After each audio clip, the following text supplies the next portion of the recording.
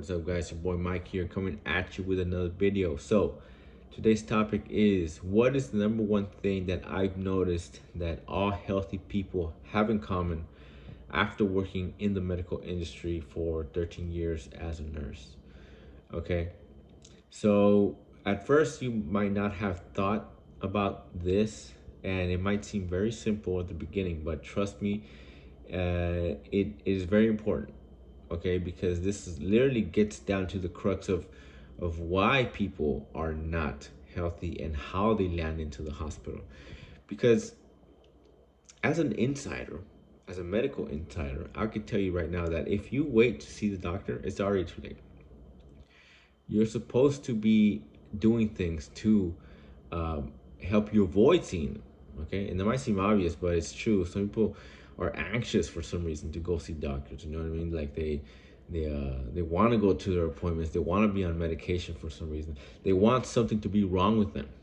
Okay, which gets me to the thing that I've noticed about all healthy people, and it's that they all have a positive outlook of life. They don't let negative things keep them down, whether that be diagnosis or ailments. For some reason, 5 years ago, right, this thing happened around the world, and people were almost proud to be to identify as having this one thing, and it became a badge of honor, which was weird, right? And so people with positive outlooks of their life don't look forward to being sick or to having uh, to see the doctor or having to be on medication.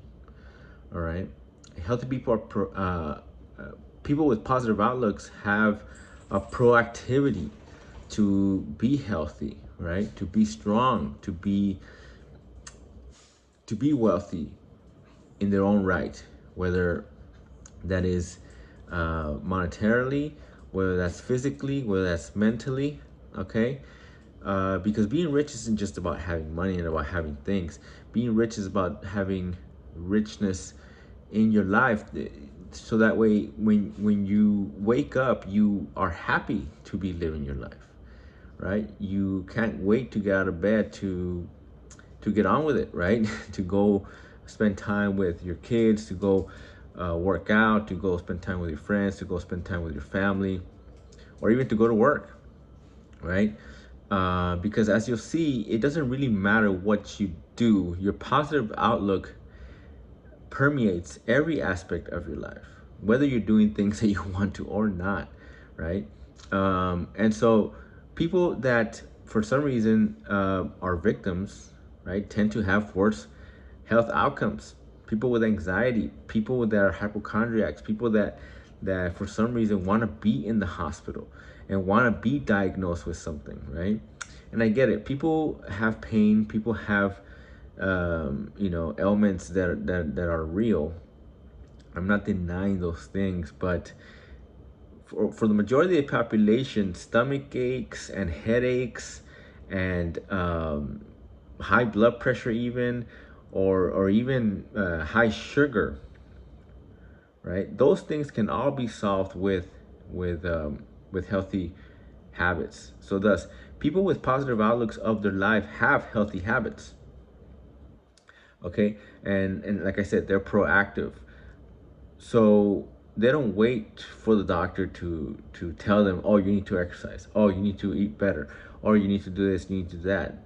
People that are healthy do these things by themselves, like, and part of the reason why healthy people never end up in the hospital is because they choose to take accountability and say, well, if I feel bad, if I feel sick, it's probably because of my shitty nutritional diet. I've been eating too much sugar. I've been eating too much just overall. I haven't been moving around enough. They take accountability. The reason I have anxiety is because I'm not taking action in my life. The reason I have depression is because I'm just being sedentary. The reason I have back pain is because I'm always sitting down, and I have this big protruding belly that is literally causing strain on my lower back, right? And they call it sciatica for some reason, right? But we all know it's not that. It's just that you have this big protruding belly pulling your spine forward that's causing you pain over many years. And over a period of time, it eventually gets to the point where it starts being just debilitating, you know? So having a positive outlook goes a long way, and you can really, really accomplish a lot in your life by just having this simple tweak in your mindset. Okay. And so these are the top three things that you can do to improve your outlook on life and thus your overall health, and change, maybe, right, the entire course of your life. And that is, so the first one is to get plenty of exercise, whether you're on your days off, right? Before work, after work, as long as you're doing it about an hour every time, okay? Preferably do it with other people, all right?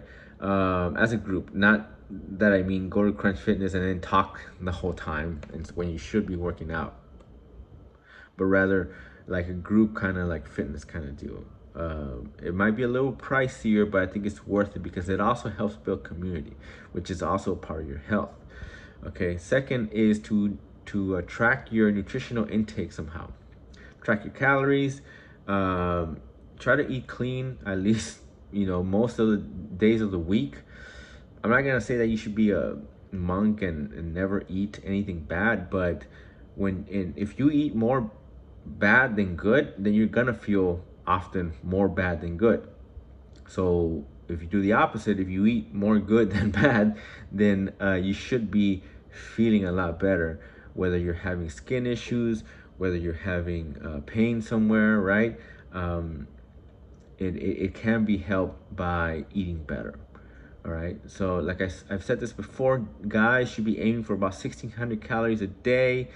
Depends on your activity, give or take. But if you follow MyFitnessPal, you should be able to get a good guesstimate of the amount of calories that you should be eating. Sorry. And for a woman, it's about 1,500 calories. So again, take that with a grain of salt because it depends on everyone's body, right? And then the last habit that it helps with your outlook, your positive outlook on your life, is going to be to cut out negative things that are keeping you down. So it's not about the things that you should do, but the things that you shouldn't do. And that is, you shouldn't listen to negative things, right? People like to listen to politics all damn day long.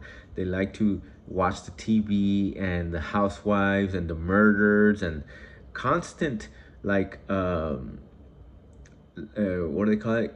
Inflammatory kind of ideas and words.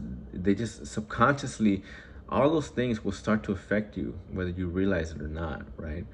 And so you need to take a hold of that, take a hold of your information diet, right? And start reading a book, right? Or stop just being sedentary, right? And don't listen to anything, rather. But engage in positive habits and in listening to good music and listening to good sounds, well, not music but sounds, and cut out negative things, negative people that are keeping your mindset at a low frequency. Okay. Hang out with more people that are motivated, right? Again, if you go to the gym, if you go to a Barnes and Noble, usually you'll find people there, right? Because people that are motivated are out doing stuff. They're not just inside their house. So yeah. So those are my habits that I have for to maximize your positive outlook, and in order for you to be healthy, right? And again, this seems like a simple change, but it is very important, and it goes a long way. So make sure you guys let me know um, what you guys think, what kind of healthy habits you have, what kind of habits you have, and what you're doing to improve your positive outlook in your life. And I'm telling you, as a nurse, it's a good thing because as a doctor, people, say, oh, you're not a doctor, you don't know. Well, Okay, well, doctors are very specialized and they only know how to think in a certain way. And nurses, I would say, are more holistic and more down to earth and better looking. So, all right, guys, make sure you guys stick around for the next video, and let me know if you guys have any questions. Later.